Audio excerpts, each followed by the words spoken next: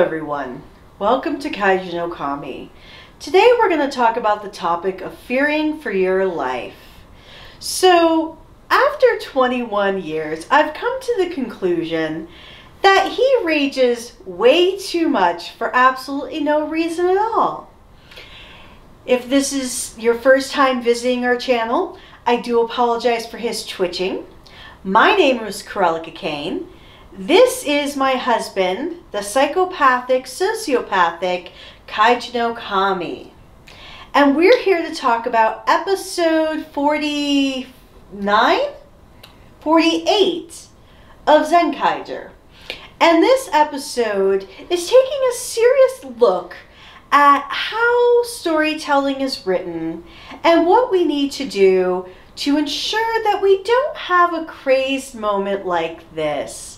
So please forgive us for this very calm and relaxed way of talking about an episode, because I feel like if I share my real feelings about this particular episode, I would be yelling a lot. And I just think that's probably unnecessary today. But before I continue with my calmness, Kaiju, my love, what did you think about this episode? It was fine.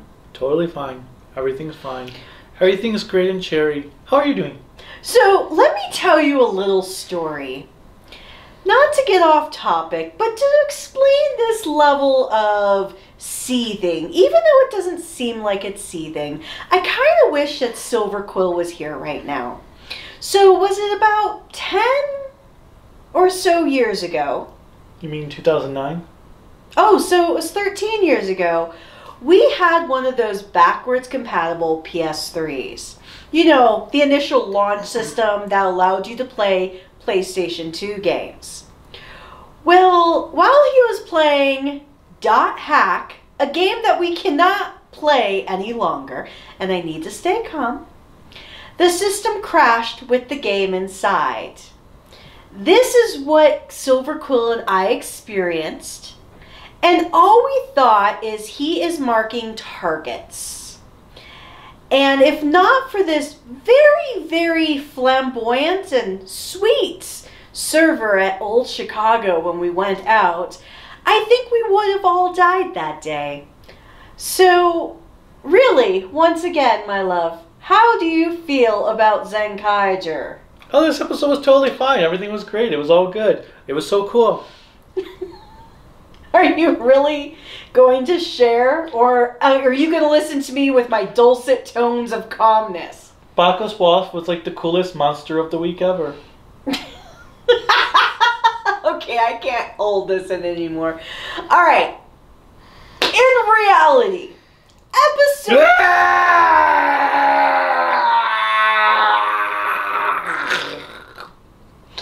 All right, let's get on with it. Are you sure? Yes, I'm totally sure. Okay, that was new. This level of shock that I have on my face is not rehearsed. He doesn't scream.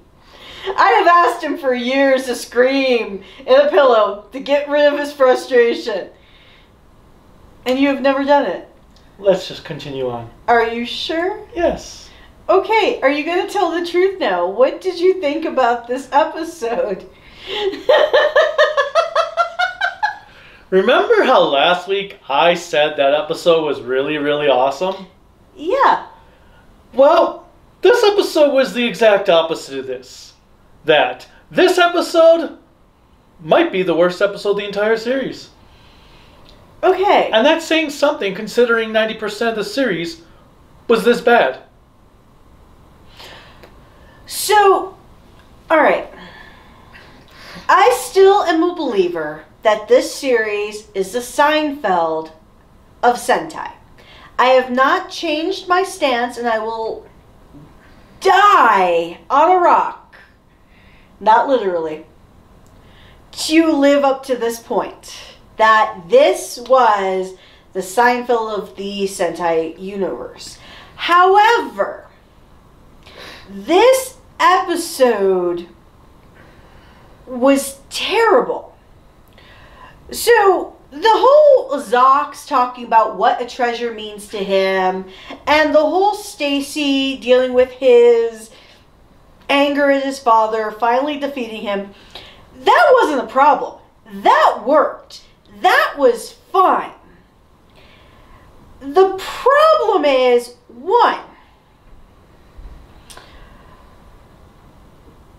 all the momentum from the last episode just went. So Gege, or Iago, is now deceased. And it was done in the most pitiful way possible. For a creature who's been there since the first episode. And dead.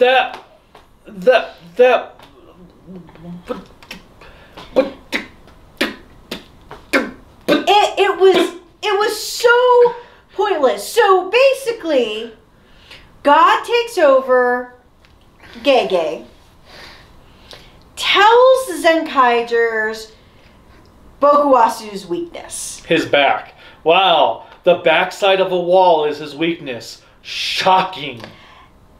And basically, once that's said, Bokuwasu bitch slaps him into a wall. And he blows up. And he blows up. Story over. And then Bokuwasu is like, my friend, why? And he's the one who killed him. Okay, that was the first step to knowing this episode was going to be complete shit.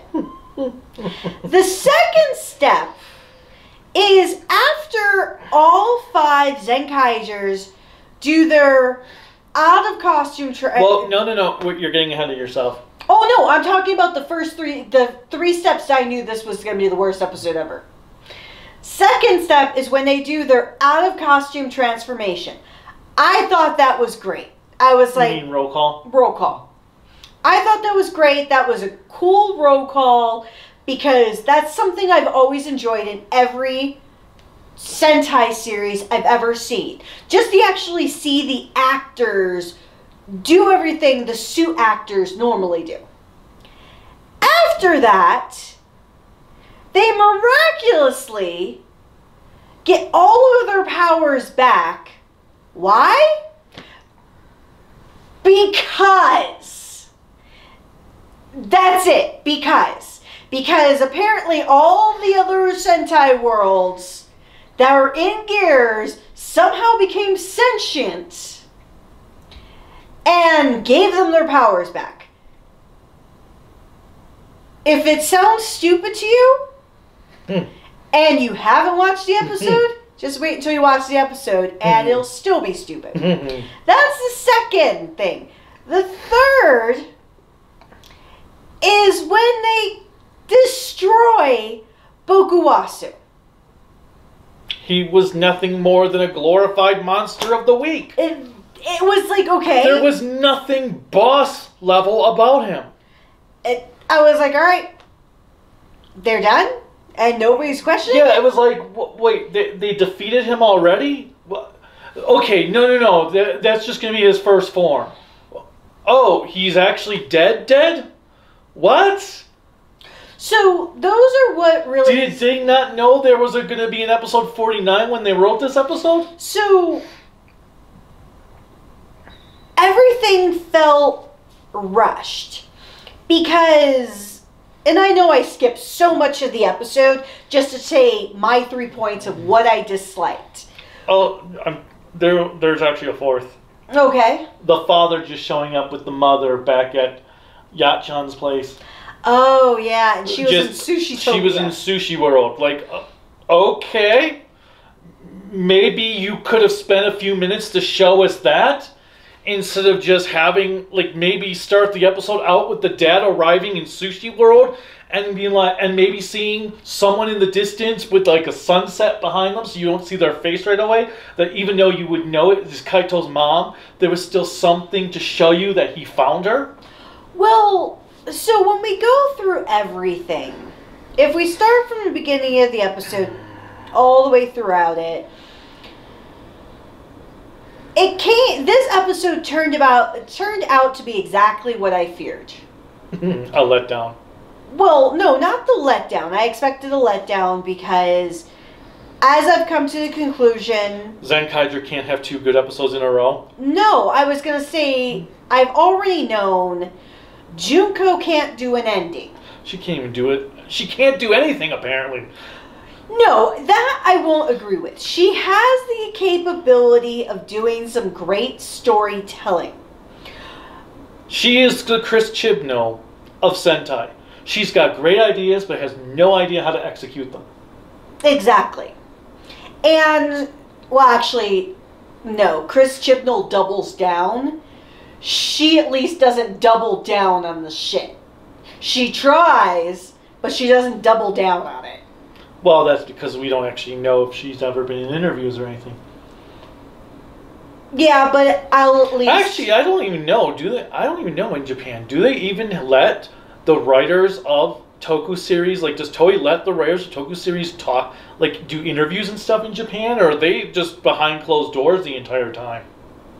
Because I know that's rhetorical, but I really I've don't know. never seen any articles that actually have a head writer talking about the show. It's always either just the main producer or the main producer. Well, the one thing that I've learned from a lot of this, just if you think about the culture of Japan, they really go on that hierarchical standpoint. So wouldn't the main producer be like the leader of the show? No, I'd say the writer is more important. Like, okay, let's take... No, I would say the producer is technically the most important. I would say the writer is more important, and I want to hear more of from the writer than I am the producer, because the producer will... Well, they run the show. They're going to just talk about the overall thing. I want to hear what the actual writer's thoughts are writing a series.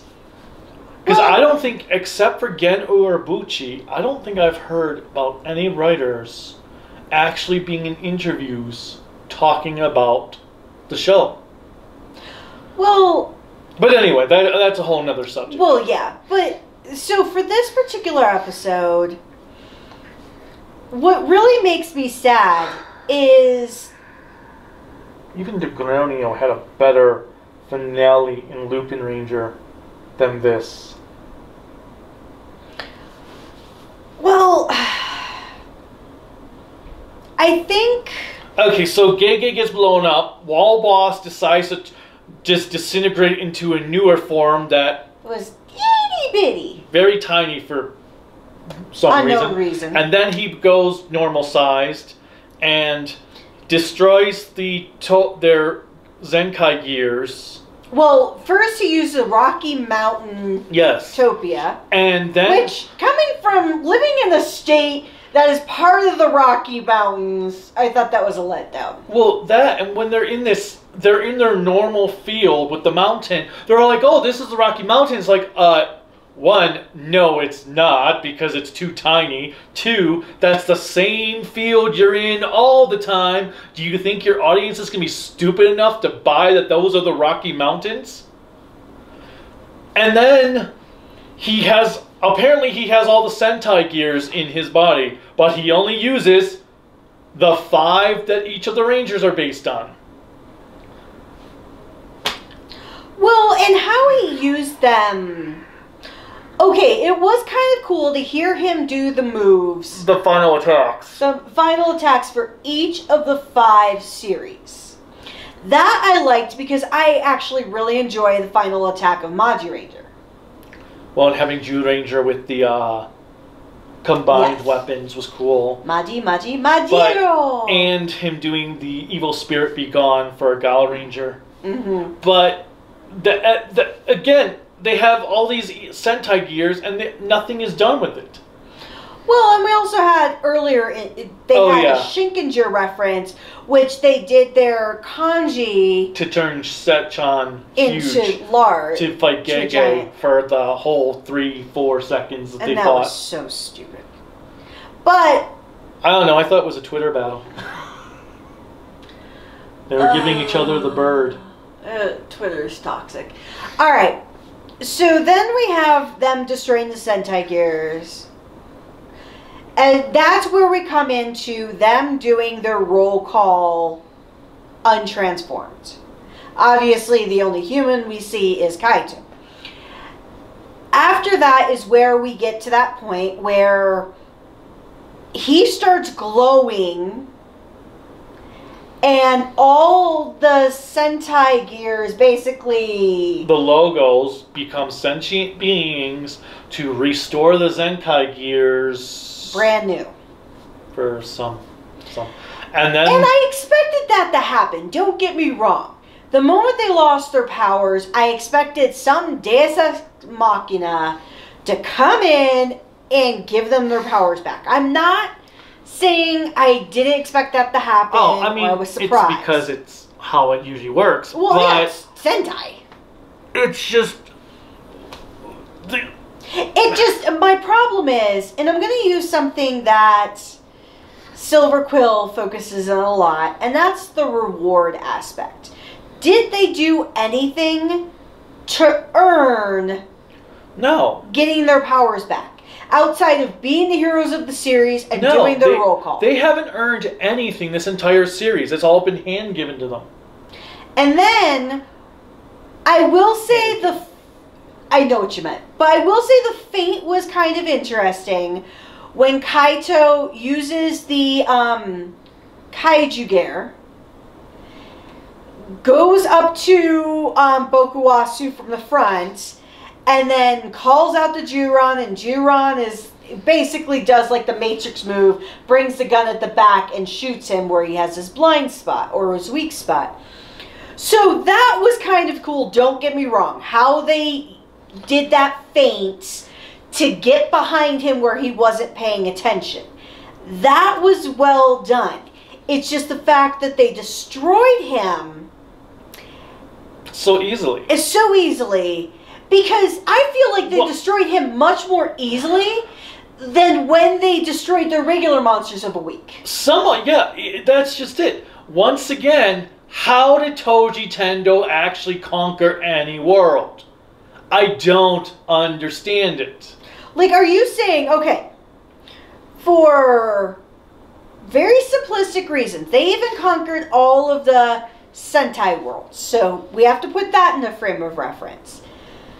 Some of those Sentai series, or some of those Sentai worlds, were leaps and bounds stronger. Like, think about like Go-Go 5, or any of the series that actually had like a strong force, that were based on something.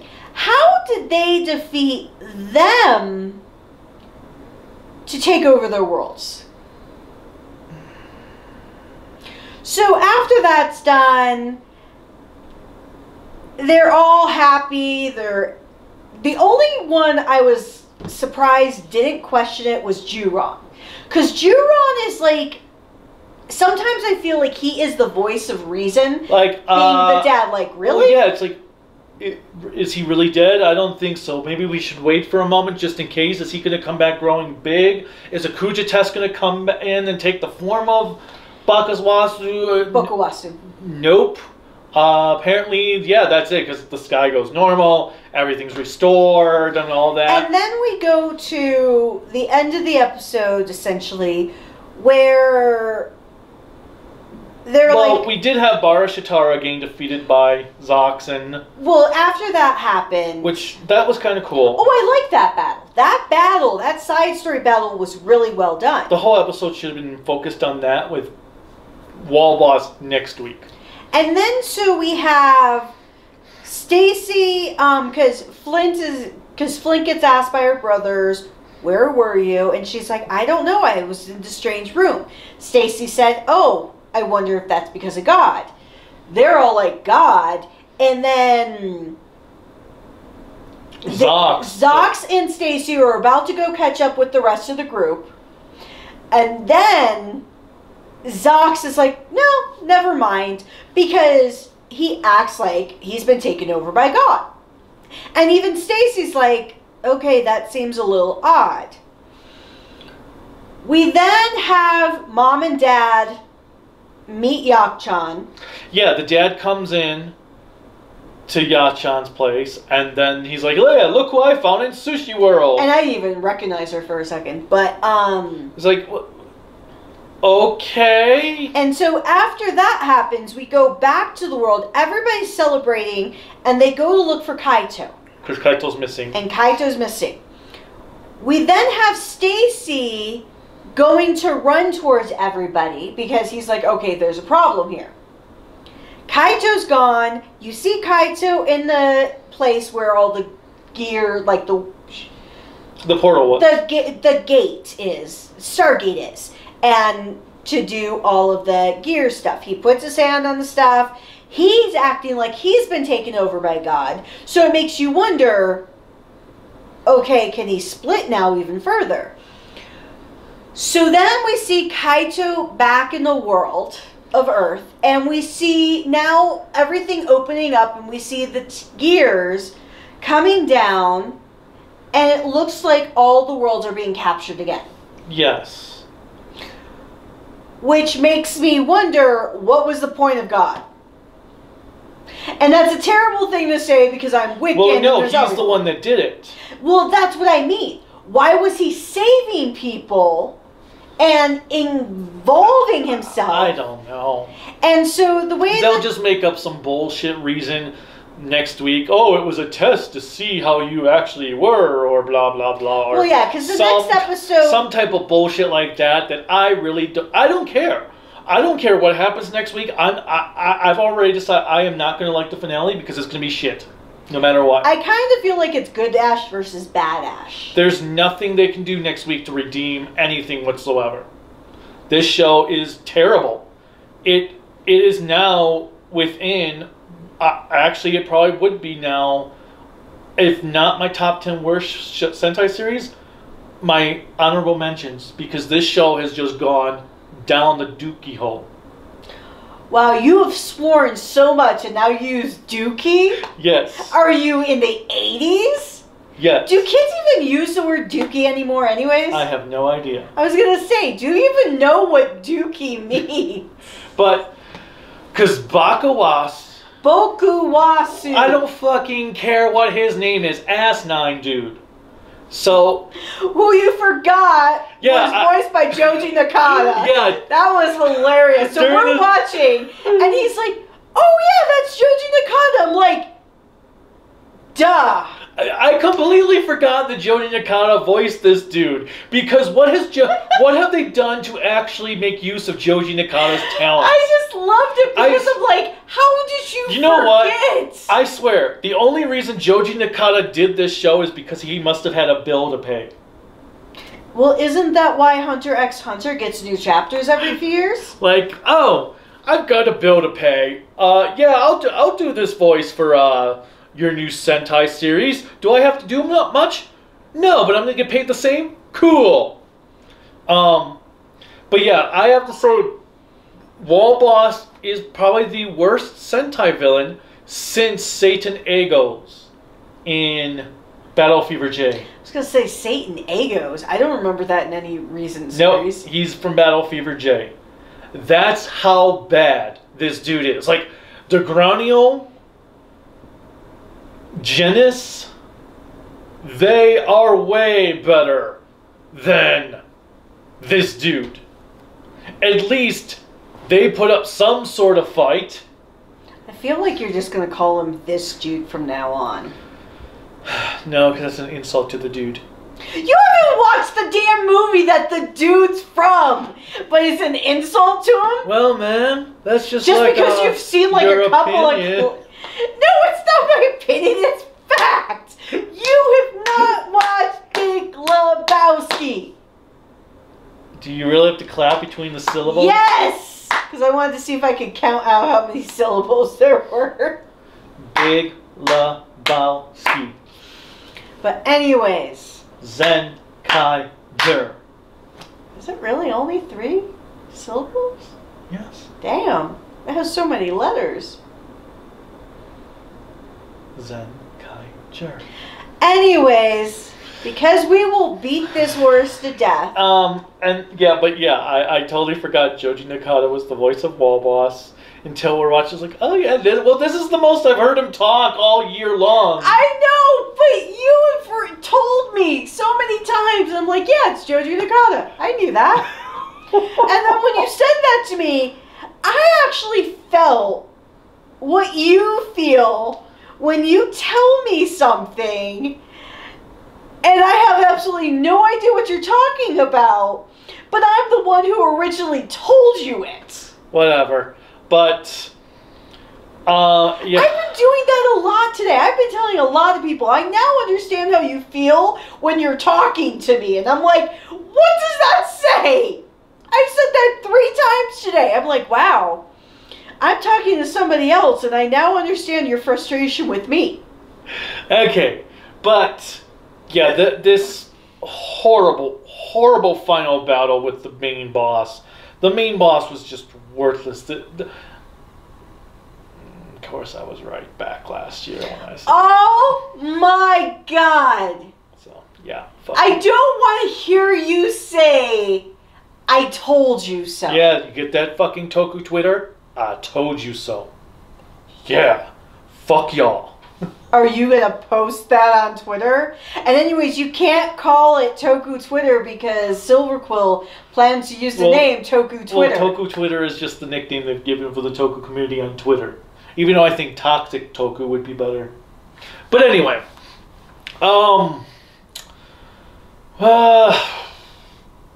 There's nothing else I really have to talk about, I guess.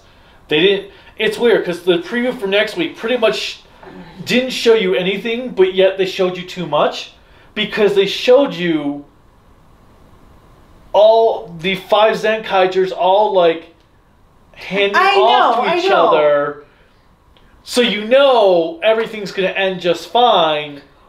But it's like, what did you really need to put that in there? Well, it's kind of like watching the trailer for Nope. The trailer showed me a whole shit ton of stuff, but I still don't know anything. But the difference is you don't know how Nope's going to end up, but it's intriguing. Whereas with the Zenkaiger preview is just like, okay, everything's going to be fine. But if you honestly think about it, do you expect the world to turn to shit at the last episode of a Sentai series and not go to a positive route? We don't know. Maybe they are going to fight on shit world. Okay, name one series outside of Jetman where the series ended on a sad note. Flashman. I've not seen Flashman, so... Well, you said name a series. Okay, fine. Flashman. And kind of Time Ranger in a way. Because they all went to the future, Back to the Future? Ooh, wow. Back to the Future. That's awesome. I don't remember the ending of Time Ranger. It's been that long. Well, you haven't seen the ending. I thought I did. Nope. Sorry, I swear I did. Nope. I haven't shown you Time Ranger. Beyond the episodes you've seen on Tokusatsu. Yeah, that have absolutely no context because I don't know where I am in the fucking But you're still liking those episodes. Especially the casino battle one. Battle Casino. Well, that also helps because everybody's pretty in that series. Anyway. I know how I can end the conversation really well when talking about Tokusatsu. What did you guys think of episode 48 to Zenkaiger? What do you think of Mr. Wall Boss finally being the big bad? And big bad is the whole of the series. But I do feel it's fitting. I have been calling Gege Iago since day one. And Jafar is the one who betrayed Iago. And Bokuwasu is the one who betrayed, or not betrayed, but took out his own minion. Click like, subscribe, the bell notification, whatever else YouTube has you clicking on, because who knows. And I thought they were getting rid of the dislike button, but the dislike button is still there, so I don't know why they were getting rid of the dislike button. But you don't dislike us, do you? Yeah, there's one person who dislikes every video. I haven't seen it. Well, almost every video. But, alright. You can check us out on Twitter, Facebook, Instagram. Discord. Patreon, Discord, at Kaiju no Kami. And then the website is creativitybydesignllc.com. And then you can also go to the shop to buy Kaiju no Kami merchandise. creativitybydesignllc.com/shop. Until next time. Bye. Bye.